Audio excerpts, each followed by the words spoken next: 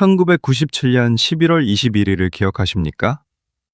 대한민국이 국제통화기금, 즉 IMF의 구제금융을 신청하며 온 나라가 충격에 빠졌던 그날 말이죠. 그리고 2008년 9월 15일, 세계 금융의 중심가인 월스트리트에서 리먼 브라더스가 파산하며 전 세계 경제가 도미노처럼 무너지던 순간을 우리는 생생하게 기억하고 있습니다. 그런데 여러분, 놀라운 사실은 이 거대한 비극들이 결코 예고 없이 찾아오지 않았다는 점입니다. 위기의 징후는 이미 6개월 전부터 시장 곳곳에서 경고음을 울리고 있었습니다. 문제는 대다수의 사람들이 그 신호를 읽지 못하고 설마 하는 마음으로 눈을 감았다는 것이죠. 지금 2026년 1월 3일, 이 영상을 보고 계신 여러분은 다시 한번 중요한 갈림길에 서 계십니다. 2022년 10월의 공포를 딛고 일어선 미국 증시는 2025년 말 S&P 500 지수 6,800선을 돌파하며 사상 최고치를 경신했습니다. 누군가는 축배를 들지만 노련한 투자자들은 이미 불안한 기색을 내비치고 있습니다. 환율은 여전히 1,400원대를 위협하고 있고 기준금리는 3.5%에서 멈춰서 있으며 물가는 다시 꿈틀대기 시작했습니다. 지금 이 순간에도 과거의 역사는 똑같은 방식으로 반복되고 있을지 모릅니다. 오늘 이 영상은 단순한 주식 전망이 아닙니다. 2026년이라는 거친 파도를 헤쳐나갈 여러분의 소중한 자산을 지키기 위한 생존 매뉴얼입니다. 끝까지 집중해서 들어주십시오. 당신의 평생 자산이 걸린 문제입니다. 먼저 첫 번째 징후인 인공지능 인프라 투자의 수익성 검증에 대해 쉽게 설명해 드리겠습니다. 지난 3년 동안 우리는 인공지능이라는 거대한 꿈에 취해 있었습니다. 기업들은 엔비디아의 그래픽카드를 사모으고 거대한 데이터 센터를 짓는데 수조 달러를 쏟아부었죠. 비유하자면 아주 비싼 주방기구와 인테리어로 화려한 식당을 차린 셈입니다. 그런데 이제는 그 식당에 실제 손님이 들어와서 매출이 발생하는지를 확인해야 하는 시점이 왔습니다. 2026년 글로벌 인공지능 지출 규모는 2조 달러를 넘어설 것으로 보입니다. 우리 돈으로 무려 2,600조 원이 넘는 천문학적인 금액이죠. 이 엄청난 투자가 기업의 이익으로 돌아오지 않는다면 어떻게 될까요? 40대 직장인 김대리의 사례를 보시죠. 김대리는 2025년 초에 인공지능은 무조건 간다는 믿음으로 퇴직금의 절반인 1억 5천만 원을 빅테크 주식에 몰아넣었습니다. 처음에는 수익률이 좋아서 기뻤지만 2026년 초 실적 발표에서 인공지능 투자 대비 매출 증가가 미미하다는 소식이 들려오자 주가는 하루아침에 15%나 급락했습니다. 김대리의 계좌에서 2천만 원이 넘는 돈이 증발하는 것은 순식간이었습니다.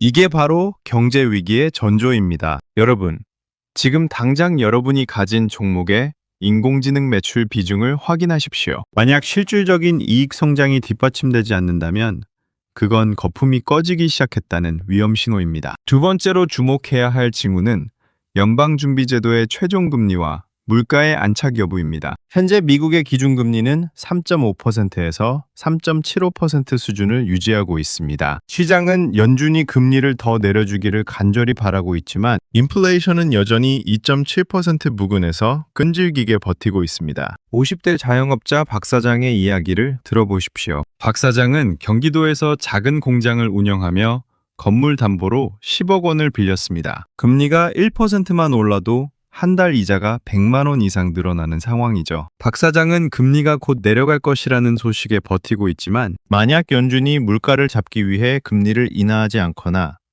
오히려 동결 기간을 늘린다면 어떻게 될까요? 박 사장 같은 수많은 대출자들이 한계에 몰리게 되고 이는 곧 소비 위축과 기업 실적 악화로 이어집니다. 2026년 3월과 6월의 금리 결정이 S&P 500 지수의 운명을 가를 것입니다. 만약 이때 금리 인하 사이클이 멈춘다면 그것은 강력한 경고등이 켜진 것으로 보셔야 합니다. 세 번째 징후는 기업들의 주당 순이익, 즉 EPS 이익 성장률의 실현 가능성입니다. 월스트리트 전문가들은 2026년 S&P 500 기업들의 이익이 24% 이상 성장할 것으로 낙관하고 있습니다. 주당 순이익 목표치는 약 300달러 수준입니다. 하지만 현실은 냉혹합니다. 인건비는 계속 오르고 있고 무역 전쟁으로 인한 관세 부담은 원가를 높이고 있습니다. 기업들이 이 비용을 소비자에게 넘기지 못하면 마진은 줄어들 수밖에 없습니다. 과거 IMF 당시를 떠올려 보십시오. 겉으로는 멀쩡해 보였던 대기업들이 사실은 이익을 내지 못하고 빚으로 버티다가 한순간에 무너졌습니다. 지금 미국의 빅테크 기업들도 비슷한 시험대에 올라 있습니다. 만약 2026년 중반 기업들의 영업이익률이 단 1%포인트라도 하락한다면 시장은 즉각 성장의 한계를 외치며 투매에 나설 것입니다. 네 번째는 시장의 폭이 얼마나 넓어지느냐 하는 문제입니다. 그동안 미국 증시는 Magnificent Seven이라고 불리는 소수의 거대 기업들이 끌고 왔습니다. 하지만 진정한 강세장은 소수의 독주가 아니라 수많은 중소기업들이 함께 행진할 때 완성됩니다. 러셀 2000 지수, 즉 중소형주들의 움직임을 눈여겨보십시오. 금리 인하의 혜택이 실질적으로 중소기업들에게까지 퍼져서 그들의 주가가 오르기 시작한다면 S&P 500은 8,000선을 향해 달려갈 수 있습니다. 그러나 대형주만 오르고 나머지 주식들이 제자리 걸음이라면 그것은 모래성입니다. 가장 큰 형님들이 지쳤을 때 뒤를 받쳐줄 동생들이 없다는 뜻이기 때문이죠. 2026년 여러분의 포트폴리오에 가치주와 중소형주가 얼마나 섞여 있는지가 수익률의 승부처가 될 것입니다. 마지막 다섯 번째 징후는 미국 중간선거와 보호무역주의 정책의 여파입니다. 2026년 11월에는 미국의 중간선거가 예정되어 있습니다. 역사적으로 선거가 있는 해의 증시는 하반기로 갈수록 정책 기대감에 들뜨는 경향이 있습니다. 하지만 이번에는 관세전쟁이라는 변수가 있습니다. 특정 국가와의 무역 갈등이 심화되면서 공급망이 흔들리고 기업들은 불확실성 때문에 투자를 주저하고 있습니다. 선거를 앞두고 정치인들이 쏟아내는 자극적인 공약들이 시장의 변동성을 키울 것입니다. 선거 6개월 전부터 나오는 여론조사와 그에 따른 산업별 등락을 예리하게 관찰해야 합니다. 준비하지 않은 자에게 정치는 위험이지만 준비한 자에게는 거대한 기회의 창이 될 수 있습니다. 자, 그렇다면 우리는 이 거친 시장에서 어떻게 살아남아야 할까요? 이제 세 가지 구체적인 생존 전략을 말씀드리겠습니다. 첫 번째 전략은 현금 비중을 최소한 25% 이상 확보하라는 것입니다. IMF 당시 가장 큰 부를 쌓은 사람들은 누구였습니까? 바로 현금을 쥐고 폭락한 자산을 헐값에 주워 담았던 사람들입니다. 2026년 미국 증시는 변동성이 극에 달할 것입니다. 지수가 10% 조정받을 때 살 수 있는 현금이 없다면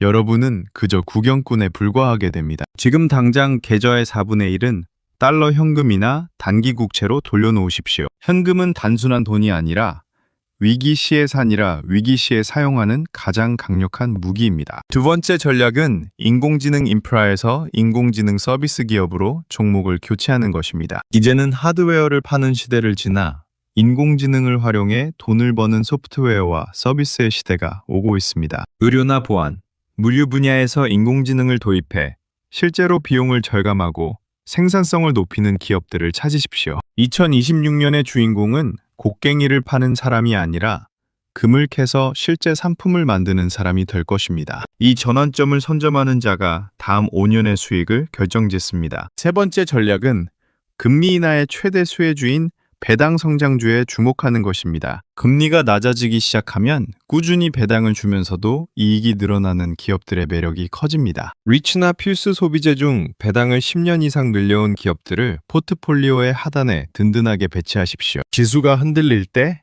여러분의 멘탈을 잡아줄 버팀목이 될 것입니다. 현금을 꾸준히 창출하는 배당주는 위기 상황에서 가장 안전한 피난처입니다. 다시 한번 말씀드립니다. 2026년 미국 S&P 500이 8,000포인트로 가느냐, 5,000포인트로 떨어지느냐는 아무도 모릅니다. 하지만 확실한 것은 징후는 이미 나타나고 있다는 것입니다. 1997년 IMF 당시 살아남은 사람들은 특별한 천재들이 아니었습니다. 단지 경고 신호를 읽고 미리 준비했던 평범한 사람들이었습니다. 반대로 무너진 사람들도 있었습니다. 설마라고 생각하며 아무것도 하지 않았던 분들이었죠. 오늘 이 영상을 본 여러분은 이제 선택하셔야 합니다. 지표를 분석하고 대응 전략을 짜는 준비된 생존자가 될 것인가? 아니면 시장의 파도에 휩쓸려가는 운 좋은 패배자가 될 것인가 말이죠. 시간은 우리를 기다려주지 않습니다. 위기는 조용히, 그러나 확실하게 다가오고 있습니다. 준비하는 자만이 살아남고